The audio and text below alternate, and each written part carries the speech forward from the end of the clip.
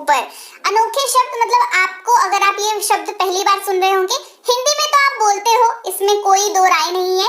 जो मैं आपको वर्ड्स करा रही हूँ वो आप हिंदी में ऑलरेडी बोलते हो।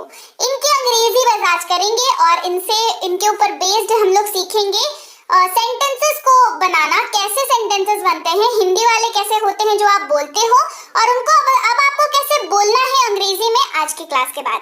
तो चलिए क्लास को शुरू करते हैं। परिस्थिति।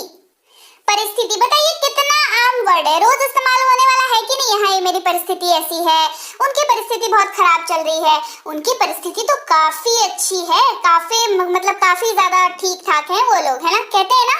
इसको कहते हैं सिचुएशन, इसकी अंग्रेजी होती है सिचुएशन, राइट। अच्छा, जैसे ये बहुत कठिन स्थिति है, परिस्थिति है, जो कह लीजिए दोनों ही सूरतों में, हिंदी में अगर आप स्थिति या परिस्थिति का यूज कर रहे हैं तो यहाँ पर आप सिचुएशन वर्ड का यूज कर सकते हैं। हम लोग कहेंगे this is a very difficult situation, this is a very difficult situation. अब एक और डिफिकल्ट वर्ड, डिफिकल्ट ही वो वर्ड है, डिफिकल्ट का मतलब क्या होता है, मुश्किल, कठिन, ठीक है। एक वाक्य में दो वर्ड सीख लिया हमने। ये बहुत कठिन स्थिति है, this is a very difficult situation. टालना कहते हैं अवॉइड, है ना, अवॉइड, टालना यानी कि अवॉइड या बचकर रहना, अवॉइड।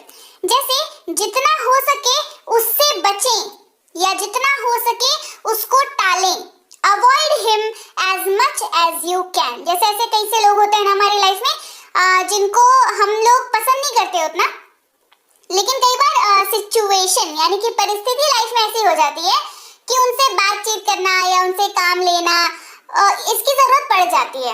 उसके बाद क्या होता है, एक तो पसंद नहीं करते, लेकिन वो चाहेंगे कि आपसे रोज मिलें, बातचीत करें, कांटेक्ट रखें किसी भी जरिए से, सोशल मीडिया के जरिए से, पर्सनली फोन करके। तो वहां पर अगर ऐसी प्रॉब्लम कोई हमारा फ्रेंड हमें बताता है तो हम लोग क्या कहते हैं कि अरे मतलब दूर रहो उससे या बचो उससे। कहेंगे अवॉइड हिम, अगर लड़का है तो, लड़की है तो her, avoid him as much as you can या avoid her as much as you can. फिर है सावधान यानी कि केयरफुल, होश में रहना, है ना, मतलब सेंसेस में रहना, अपने सावधान रहना, होश में रहना, कहते हैं केयरफुल। क्या कहते हैं, कहते हैं केयरफुल। वाहन चलाते समय बेहद सावधान रहें, वाहन चलाते समय बेहद सावधान रहें। Be very careful while driving, be very careful while driving. Risk, risk इसके ये तो पता होगा है ना, इसका मतलब क्या होता है, जोखिम। जिस काम में या कोई चीज या कोई सिचुएशन या कोई जगह जो रिस्की दिखती है, जो जोखिम भरा दिखता है, जोखिम की अंग्रेजी होती है रिस्क। इस्तेमाल, ये बहुत ही जोखिम भरा काम है। This is a very risky task, ये बहुत ही जोखिम भरा काम है। This is a very risky task.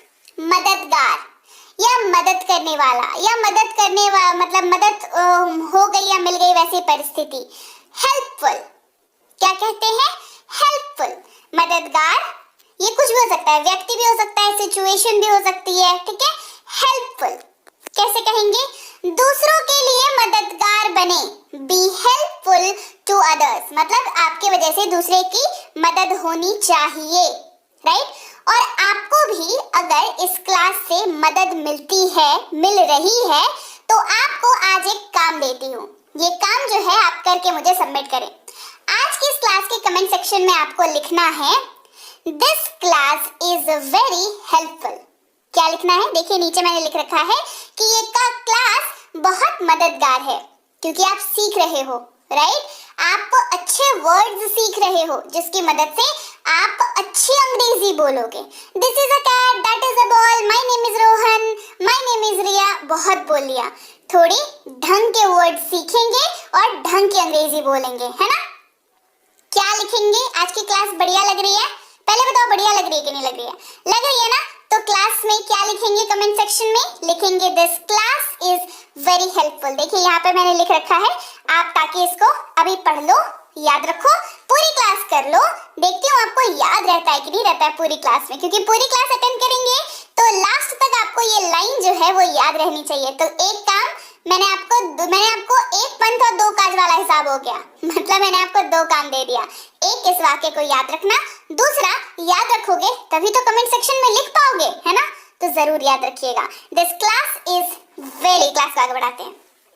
सीधा यानी कि स्ट्रेट, सीधा, सीधा मतलब स्ट्रेट, है ना? जैसे पढ़ा होगा मैथ्स वगैरह में अपने कि स्ट्रेट लाइन, ज्योमेट्री में पढ़ा है ना? सीधा यानी कि स्ट्रेट। क्या तुम सीधे नहीं चल सकते? कोई कोई होता है ना, मतलब जिसको रास्ता बता भी दो तो भी इधर उधर भटक जाता है। क्या तुम सीधे नहीं चल सकते? Can't you walk straight? क्या तुम सीधे नहीं चल सकते? Can't you walk straight?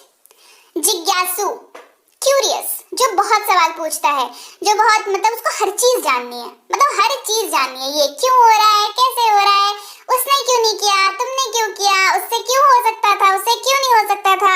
ऐसे जो व्यक्ति हैं वो क्यूरियस कहलाते हैं, जिज्ञासु कहलाते हैं, बोथ पॉजिटिव में भी और नेगेटिव में भी, ठीक है? जैसे वो बहुत जिज्ञासु बच्ची है, she is a very curious child, ये बहुत ही पॉजिटिव है। अगर मतलब किसी बच्चे के बारे में उसके स्कूल में, रिपोर्ट कार्ड में या पीटीएम पेरेंट्स टीचर मीटिंग वगैरह में अगर बताया जाता है उसके पेरेंट्स को कि आपकी बच्ची जो है ना बहुत जिज्ञासु है, मतलब वो बच्ची जो है पढ़ने में अच्छी है या आगे जाके अच्छी बन सकती है, उसको पढ़ाई में इंटरेस्ट है, ठीक है? तो she is a very curious child. अजनबी, स्ट्रेंजर, अजनबी यानी कि स्ट्रेंजर, स्ट्रेंजर यानी मतलब जो अजनबी हो, जिसको आप नहीं जानते हो, जिसके बारे में आपको कोई आइडिया नहीं हो, वह पूरी तरह से अजनबी है। He is a complete stranger, है ना? जैसे कहते हैं ना कि तुम उससे जाके बात करो, लेकिन मैं कैसे बात करूं, वो तो अजनबी है। ही और शी, ही मेल के लिए इस्तेमाल होता है, शी फीमेल के लिए इस्तेमाल होता है, तो कहते हैं he is a complete stranger.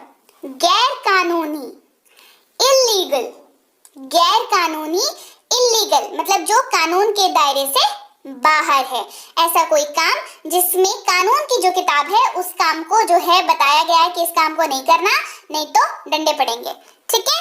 ये काम गैर कानूनी है, दिस वर्क इज इलीगल, ये काम गैर कानूनी है, दिस वर्क इज इलीगल।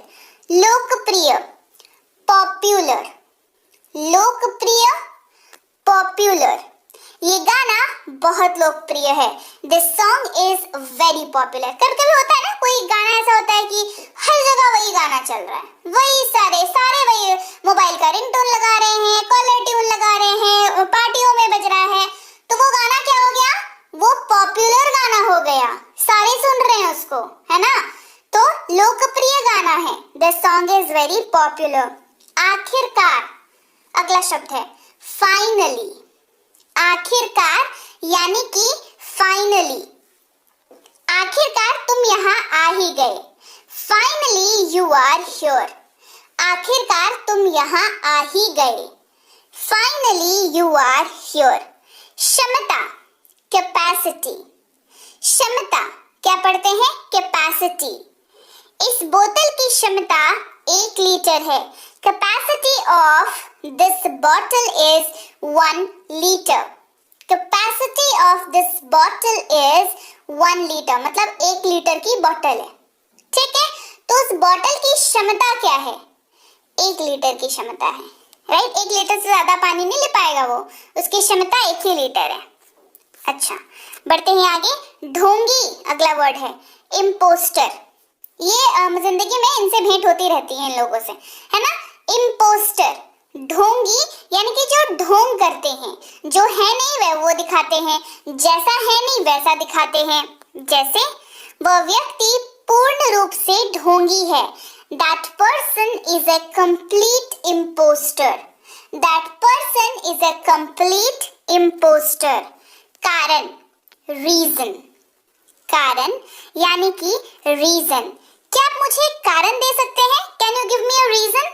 जैसे कई बार होता क्या है ना कि कोई ऐसी सिचुएशन हो जाती है जिसमें मतलब कोई बातचीत हुई रहती है पर उसके अकॉर्डिंग काम नहीं हो पाता, तो उसके लिए हम लोग क्या बोलते हैं कि मतलब इसका क्या कारण है, है ना, इसका क्या रीजन है?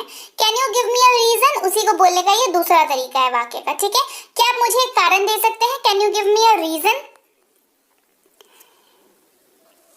कमीना, नीच, गुलाम, ठीक है, ये स्लैंग हो गया। आप नीच या गुलाम की जगह पर इसको यूज कर सकते हैं, ठीक है। स्लैंग को अवॉइड करेंगे यूज करना। स्लैविश, हिंदी में भी इंग्लिश में भी दोनों में स्लैंग यूज करना अवॉइड करेंगे। स्लैविश, स्लैविश का मतलब क्या होता है? नीच, है ना, जो व्यक्ति ना पसंद नहीं हो आपको, बिल्कुल ही बेकार आदमी हो, वैसे व्यक्ति के लिए कहा जाता है। मतलब नीच दोस्तों से बचें। क्या कह रहे हैं? जो बेईमान दोस्त हैं, जो नीच दोस्त हैं, आपको पता चल ही जाता है धीरे धीरे कौन है। Avoid slavish friends, avoid slavish friends. लालची कहते हैं ग्रीडी। क्या कहते हैं? ग्रीडी, लालची यानी कि ग्रीडी, वो बहुत लालची आदमी है। He is a very greedy man, वो बहुत लालची आदमी है। He is a very greedy man. अच्छा लगना या संजोना, किसी चीज को मतलब समेट के रखना, है ना, जमा करके रखना, संजो के रखना, या अच्छा लगना, दोनों ही जगहों पर इस्तेमाल होता है शब्द चेरिश का। किसका इस्तेमाल होता है? चेरिश का इस्तेमाल होता है। मैं अपनी परंपरा को संजोना चाहता हूँ। जैसे आजकल है ना कि बहुत सारी चीजें ऐसी हैं जो पहले के जमाने में हुआ करती थी, अलग अलग परंपराएं थी, बट अभी वैसा जो है मतलब चीजें अभी धीरे धीरे उतना अपडेट नहीं हो, मतलब वो चीजें आ नहीं पा रही हैं ठीक से, है ना। तो क्या कह रहा है ये व्यक्ति? मैं अपनी परंपरा को संजोना चाहता हूँ, मतलब वो सारी चीजों को प्रिजर्व करके रखना चाहता है या चाहती है। I want to cherish my tradition. बदला, रिवेंज, बदला यानी कि रिवेंज। मैं अपनी बेइज्जती का बदला लूंगा। I will take revenge of my insult. I will take revenge of my insult. अपमानित, ऑफेंडेड, अपमानित यानी कि ऑफेंडेड। सबके सामने अपने माता पिता को अपमानित कर दिया। उसने सबके सामने अपने माता पिता को अपमानित कर दिया। She offended her parents in front of all. विभाजित या अलग, स्प्लिट। क्या कहते हैं इसको? इसको कहते हैं स्प्लिट। धन को सभी में समान रूप से विभाजित करें। Split the money equally into all. Split the money equally into all. लाड़ प्यार, है ना, क्या है? लाड़ प्यार यानी कि पैम्पर। लाड़ प्यार यानी पैम्पर। अपने बच्चे को ज्यादा लाड़ प्यार न करें। Don't over pamper your child. Don't over pamper your child. अपमान, ऑफेंस या गलती। कुछ केसेस में ऑफेंस का इस्तेमाल जो है गलती के तौर पर भी किया जाता है। जैसे मुझे क्षमा करें, मेरा मतलब अपमान करना नहीं था। I am sorry, I meant no offence. I meant no offence. याद रहेगी बात? चलिए आगे बढ़ते हैं। गपशप करना या गप्पे मारना, गप लड़ाना, बैबल। क्या पढ़ते हैं? इसको पढ़ते हैं बैबल। कक्षा के बीच में गपशप ना करें। अगर आप भी कर रहे हैं तो मत करिए, है ना, कक्षा को अटेंड, क्लास को अटेंड कर लीजिए। कक्षा के बीच में गपशप ना करें। Don't babble in between the class. Don't babble in between the class. हिचकिचाना, हेजिटेट। हिचकिचाना, हेजिटेट। अजनबियों से बात करते समय हिचकिचाएं नहीं। जी हाँ, मुझे पता है अजनबियों से बात करने में जो है ना शुरुआत में थोड़ा सा डर लगता है, राइट, लेकिन अजनबियों से बात करते वक्त और ज्यादा कॉन्फिडेंट होकर के बात करने की जरूरत होती है। So don't hesitate while talking to strangers. मुखर या स्पष्टवादी, आउटस्पोकन इसको कहते हैं। क्या कहते हैं? इसको कहते हैं आउटस्पोकन। मुखर या स्पष्टवादी, आउटस्पोकन। सभी छात्रों में रिया सबसे स्पष्टवादी है। Riya is the most outspoken among all the students. Riya मतलब एक क्लास में ढेर सारे बच्चे हैं, उन बच्चों में सब बच्चों में के बीच में से रिया जो है वो क्या है, मुखर है, मतलब आउटस्पोकन है। विश्वसनीय, भरोसेमंद, रिलायबल, क्या है, रिलायबल, वह बिल्कुल भी विश्वसनीय आदमी नहीं है। He is not at all a reliable man. He is not at all reliable man.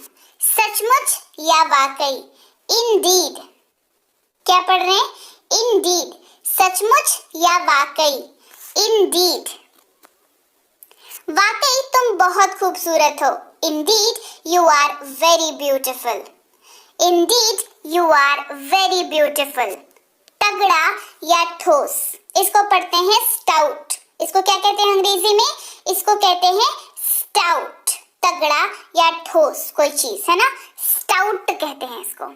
उन्होंने अदालत में एक ठोस सबूत रखा, उन्होंने अदालत में एक ठोस सबूत रखा, इसके अंग्रेजी में क्या कहेंगे, he put up a stout proof in the court, he put up a stout proof in the court।